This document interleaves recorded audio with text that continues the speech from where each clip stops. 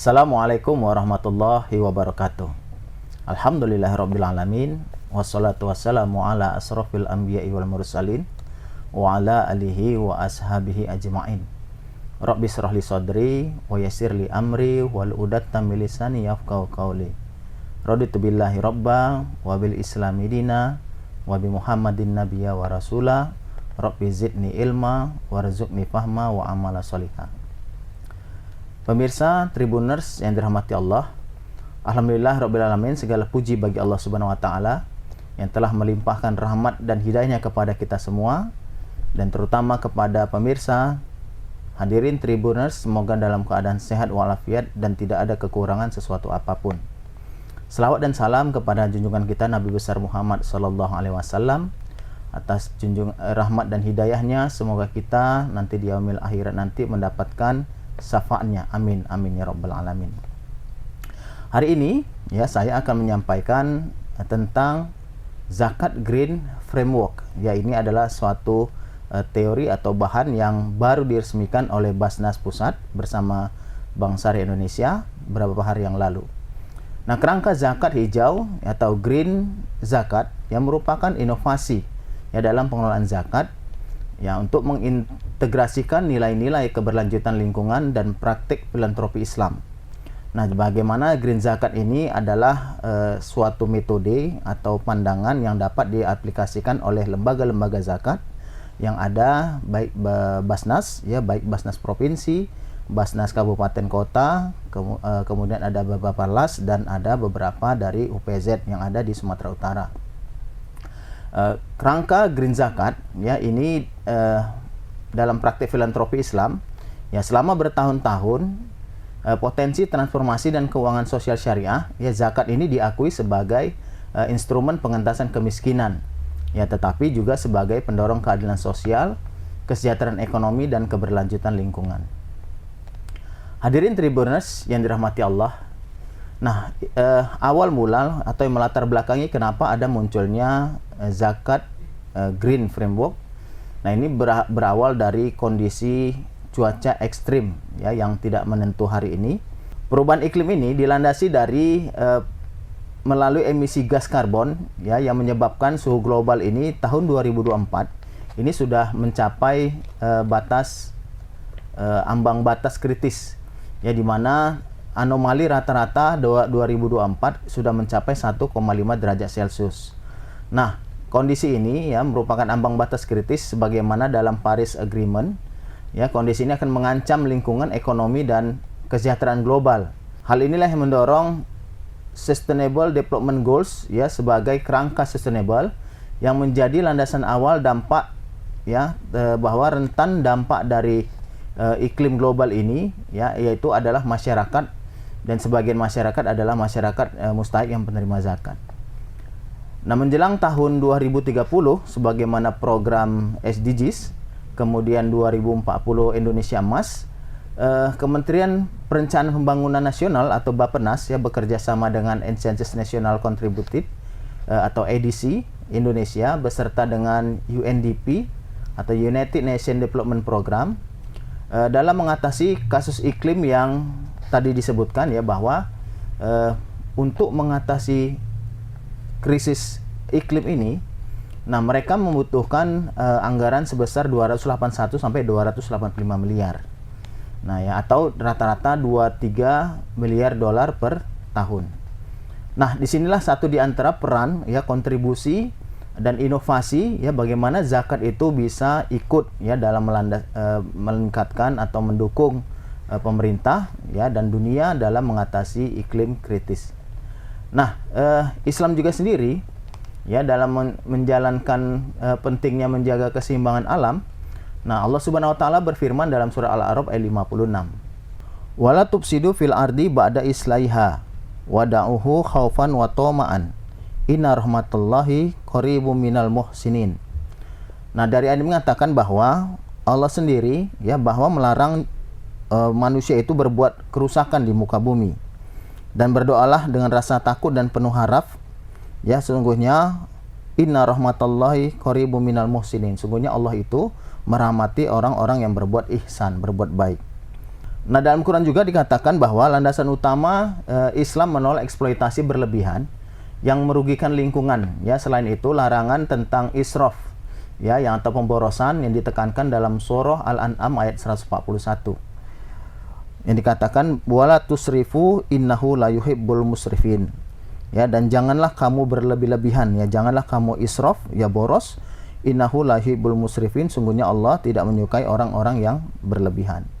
Nah, ini juga menjadi landasan bahwa kenapa itu menjadi sesuatu yang penting, karena sebagaimana dalam surah Ar-Rum 41 Allah juga telah menjelaskan, ya, zaharul fasadu fil barri wal bahri, ya, bahwa kondisi ini juga yang terjadi sudah Allah tafsirkan, sudah Allah jelaskan bahwa telah tampak kerusakan di darat dan di laut, ya. Nah, itu disebabkan oleh perbuatan tangan manusia. Liyuziqahum ba'dallazi amila la'allahum yarji'un. Ya, itu adalah agar menjadi manusia itu merasakan sebagian dari kerusakan yang dia telah buat, agar menjadi amal, ya, agar manusia itu la'allahum yarji'un, supaya manusia itu, ya, kembali rujuk, ya, kembali kepada jalan yang benar. Nah, itu menjadikan sebuah landasan bahwa Islam sendiri, ya, terutama dalam Quran sudah menjelaskan tentang pentingnya kita menjaga lingkungan. Nah, Rasulullah SAW juga bersabda, ya, tidaklah seorang muslim yang menanam pohon atau menanam tanaman lalu dimakan oleh burung, manusia atau hewan, ya, melainkan itu menjadi sebuah sedekah baginya. Hadis riwayat Bukhari. Nah, jadi hadis ini, ya, menginspirasi bahwa Nabi Muhammad sendiri menyarankan bahwa menanam, ya, menjaga lingkungan yang supaya bisa dikonsumsi oleh makhluk Allah, ini menjadikan sebagai penghargaan Islam terhadap tumbuhan dan juga hewan. Nah, dalam kitabnya Yusuf Al-Qaradawi, ya, dalam kitab fikih Al-Bi'ah atau fikih lingkungan, nah, bahwa merusak lingkungan termasuk dosa besar katanya. Nah, karena membahayakan kehidupan manusia dan makhluk lainnya. Beliau memasukkan perlindungan lingkungan atau hifz Al-Bi'ah, ya, dalam cakupan maqasid syariah. Nah, jadi maqasid syariah Al-Bi'ah ini setara dengan hifzul akal, ya, hifzul nafs, hifzul nasal, dan hifzul mal, ya, dan harta. Jauh lagi dari konsep ihsan, ya, sebagaimana dijelaskan dari surah Al-A'raf ayat 56, inna rahmatullahi qaribun minal muhsinin, ya, sungguhnya rahmat Allah itu qarib, ya, dekat dengan orang yang ihsan. Nah, jadi konsep ihsan ini dapat dijadikan sebagai fondasi moral, ya, dalam menjadikan relasi yang harmonis antara manusia dengan alam. Nah, maka konsep green zakat, ya, dikembangkan atas fondasi ini, ya, bukan dengan mengubah hakikat dari zakat, melainkan dengan memperluas cakupannya, ya, turut melindungi lingkungan yang menjadi tumpuan kehidupan masyarakat. Hadirin Tribuners yang dirahmati Allah. Nah, konsep green economy ini adalah payung atau induk dari pengembangan zakat green framework. Ya, jadi konsep green economy ini, ya, semakin mendapat perhatian sebagaimana tadi dijelaskan di awal, ya, kasus-kasus lingkungan, ya, krisis-krisis iklim, ya, iklim-iklim yang tidak menentu, ya, pada hari ini, di mana ini di bulan Oktober, ya, bulannya Berber, ya, musim hujan kemarin yang menyebabkan banjir. Nah, ini adalah menjadi perhatian secara mikro dan secara makro. Nah, respon terhadap tantangan ini sangat tergantung pada peningkatan pemahaman dan kesadaran manusia, ya, terhadap isu-isu lingkungan. Nah, kemarin, ya, di 12 hingga 15 Mei 2025 telah dilakukan survei, ya, oleh Yayasan Pelopor Pilihan 17 atau PP17, ya, dengan metodik Computer Assisted Self Interviewing atau CASI, ya, melibatkan 417 responden. Nah, bahwa hasil survei menunjukkan permasalahan lingkungan, ya, di kuartal 2 tahun 2025 peringkat tertinggi adalah masalah pengelolaan sampah. Ya, pengelolaan sampah ini adalah rating tertinggi mencapai 42%, dan yang kedua adalah masalah banjir, yaitu 41%. Yang ketiga adalah kurangnya RTM, ya, ruang tada hujan. Nah, ini juga menjadi satu bagian yang penting. Dan urutan keempat adalah pencemaran air dan udara. Nah, ini sebagian global, sebenarnya masih ada lagi, tapi yang terpenting itu adalah masalah lingkungan untuk pengelolaan sampah. Nah, terkait dengan sampah, ya, Majelis Ulama Indonesia, ya, telah mengeluarkan Fatwa nomor 47 tahun 2014, ya, juga MUI ini juga berkomitmen tentang isu lingkungan hidup ya dalam penertiban sampah ya untuk mencegah kerusakan lingkungan. Nah, kemudian ada juga survei yang dilakukan oleh Populix ya di 31 Agustus 2023 ya terkait dengan isu lingkungan yang harus ditangani oleh Presiden ya periode hari ini ya oleh Pak Presiden Prabowo. Nah, bahwa hasil survei menunjukkan bahwa populasi udara itu adalah menjadi isu lingkungan nomor 1 tertinggi, yaitu mencapai 82%. Dan yang kedua adalah masalah pengelolaan sampah, itu mencapai 78%. Kemudian yang urutan ketiga antisipasi banjir, dan yang keempat adalah kebakaran hutan. Nah, ini adalah beberapa hasil penelitian yang tertinggi. Nah, di mana pengelolaan sampah juga sebagaimana tadi disebutkan di awal menjadi perhatian yang penting ya terkait dengan lingkungan.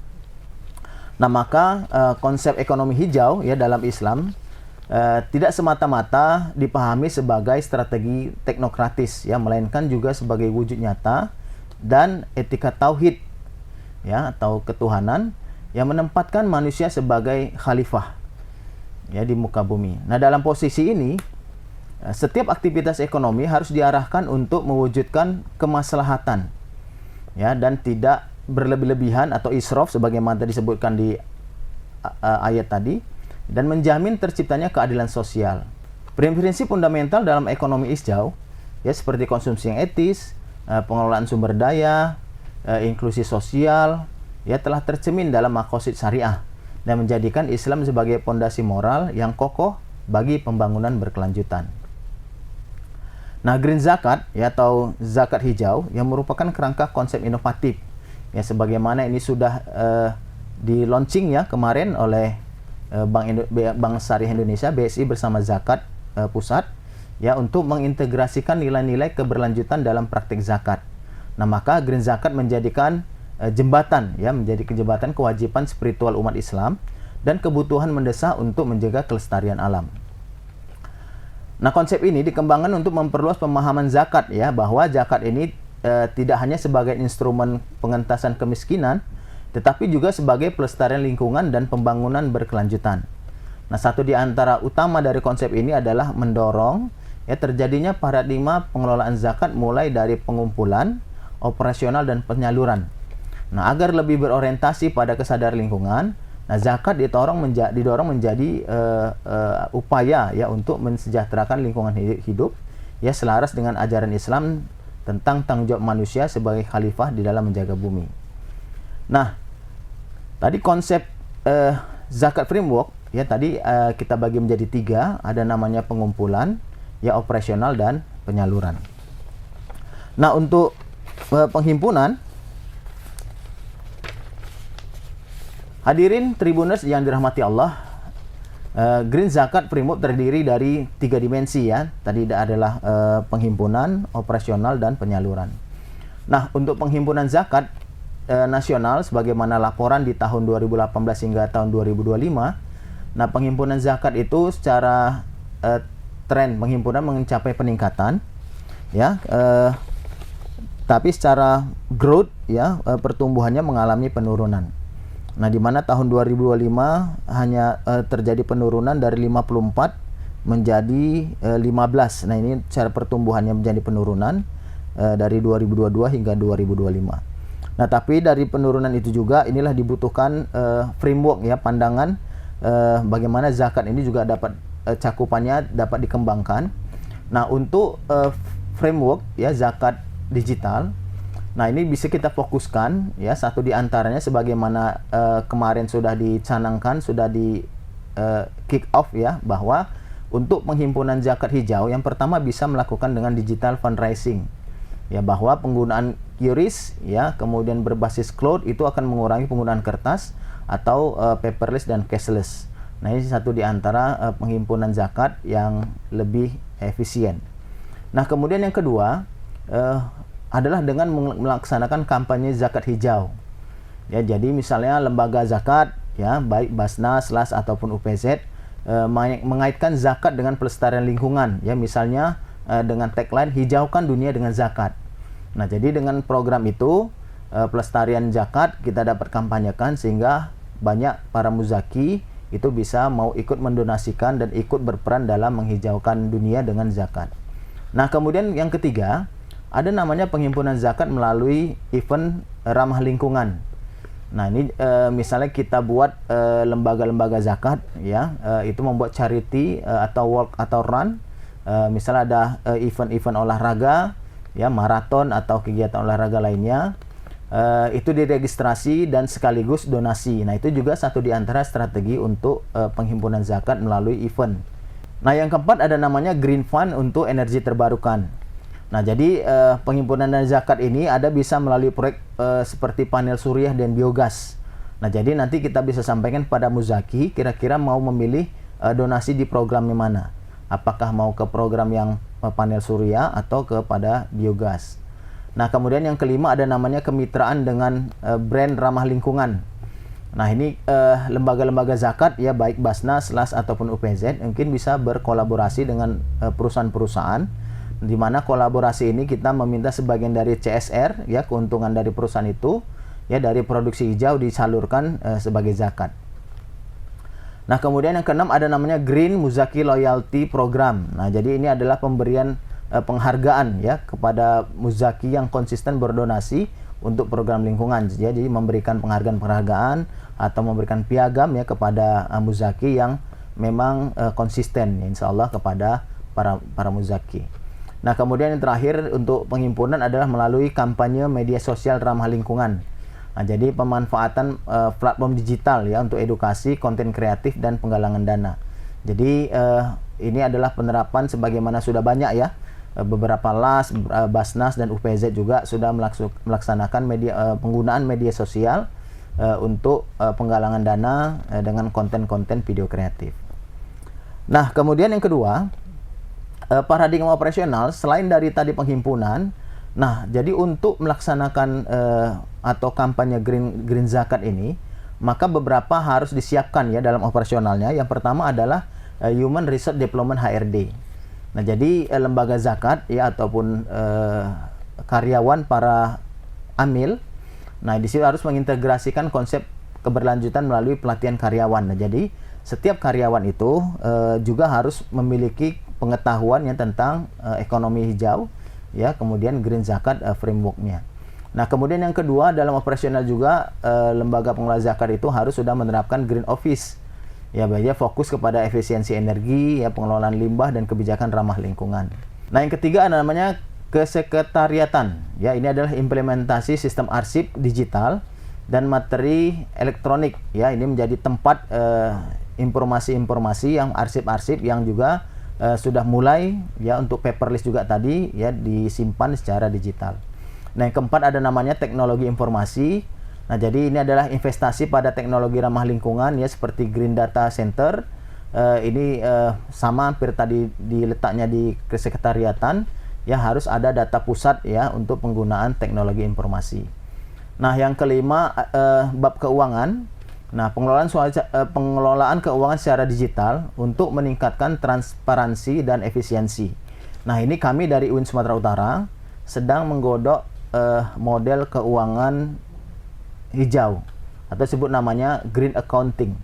Nah, ini kita sedang mengembangkan bagaimana pelaporan-pelaporan keuangan yang dilaporkan oleh amil, yang dilaporkan oleh lembaga zakat itu lebih transparan dan ada unsur program yang mendukung green zakat ini tadi.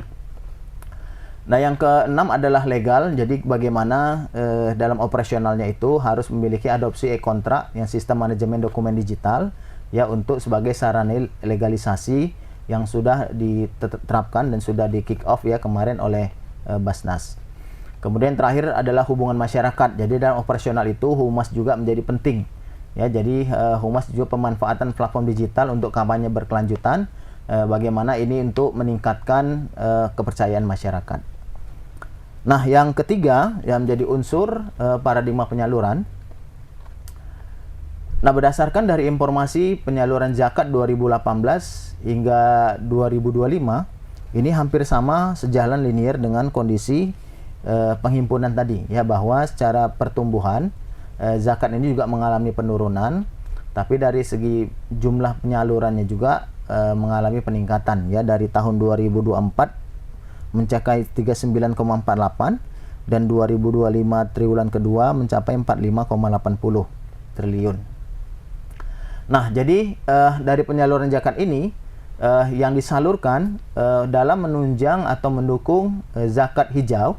Nah, ada beberapa alokasi. Yang pertama ada namanya sustainability. Ya, jadi sustainability ini adalah mendukung keberlanjutan lingkungan ya, sosial ekonomi secara holistik yang melalui program seperti pelatihan pertanian organik. Nah, jadi ada ketika binaan ya oleh lembaga zakat.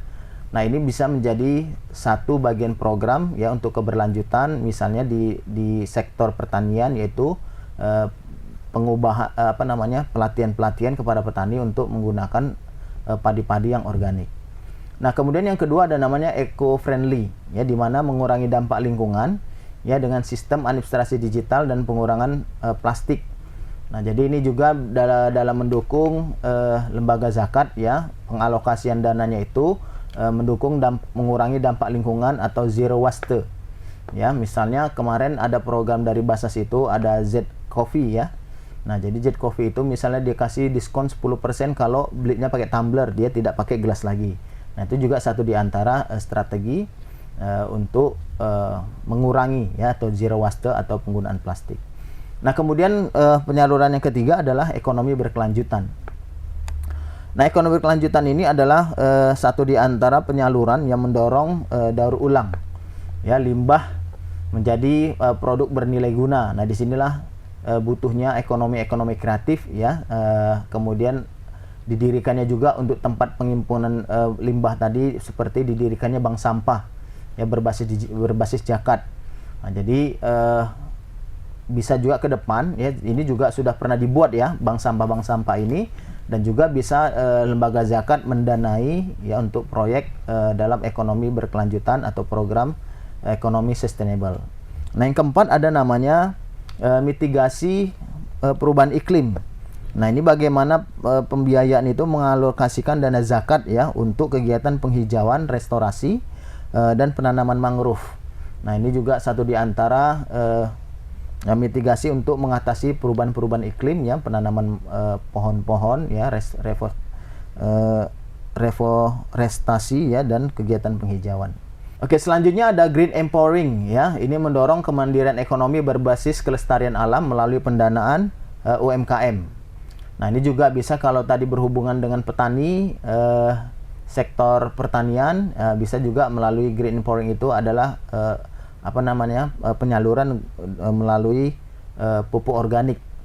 Yang keenam ada namanya sustainable livelihood ya. Ini adalah alokasi pemberdayaan mustahik ya untuk menghidupkan keberlanjutan melalui pelatihan keterampilan pengelolaan sumber daya alam secara bijak. Ya, ini adalah pemberian pelatihan ini bisa dibiayai oleh lembaga zakat.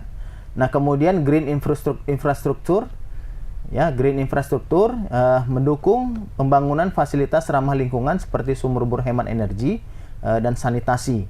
Nah, ini juga program-program yang mungkin kita baru mengalami banjir. Nah, mungkin ini bisa juga alokasi dana penyaluran zakat ini bisa dialokasikan ke situ. Dan yang terakhir adalah education and awareness. Nah, yaitu bagaimana penyaluran ini meningkatkan kesadaran mustahik dan masyarakat itu dengan pelatihan-pelatihan. Misalnya tadi terkait dengan permasalahan itu adalah permasalahan sampah. Nah, jadi melalui education and awareness ini kesadaran masyarakat terhadap pengelolaan sampah. Nah, bisa juga pengelolaan sampah itu berbasis komunitas. Ya, kemarin juga ada penelitian komunitas pengelolaan sampah berbasis hektahelix. Pemirsa, hadirin Tribuners yang dirahmati Allah. Nah, maka green zakat ini ya sebenarnya untuk menunjukkan bahwa zakat tidak hanya berfungsi sebagai bantuan sementara. Jadi selama ini zakat itu adalah untuk mengatasi kemiskinan konsumtif ya. Nah, tetapi menjadi sarana menuju masa depan yang lebih adil, mandiri dan berkelanjutan bagi para mustahik dan juga lingkungan.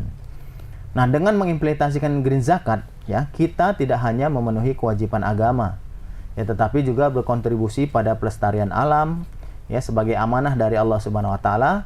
Ini sejalan dengan peran manusia sebagai khalifah di bumi yang bertanggung jawab menjaga keseimbangan alam. Pemirsa Tribuners yang dirahmati Allah, mari kita dukung dan terapkan konsep Green Zakat Framework ya dalam kehidupan kita, baik sebagai muzaki maupun sebagai pengelola zakat. Dengan demikian, zakat akan menjadi instrumen yang tidak hanya mengentaskan kemiskinan, tetapi juga menjaga kelestarian bumi untuk generasi mendatang. Nah, melalui implementasi Green Zakat Framework, zakat melampaui batas tradisional dan tampil sebagai kekuatan transformatif yang integratif bagi kemajuan pembangunan berkelanjutan dan kepemimpinan lingkungan. Redefinisi ini ya mendorong perubahan paradigma ya menuju pemahaman zakat yang lebih inklusif, yakni pemahaman yang mengakui keterlibatan antara keadilan sosial, kesejahteraan ekologis, dan ketahanan ekonomi. Semoga Allah Subhanahu wa Ta'ala memberikan kemudahan bagi kita untuk menjalankan amanah ini dan menjadikan zakat sebagai sarana keberkahan bagi umat dan kelestarian alam. Zakat untuk Indonesia, zakat untuk dunia. Wallahu a'lam bishawab. Wallahu muwaffiq ila aqwamit thoriq. Assalamualaikum warahmatullahi wabarakatuh.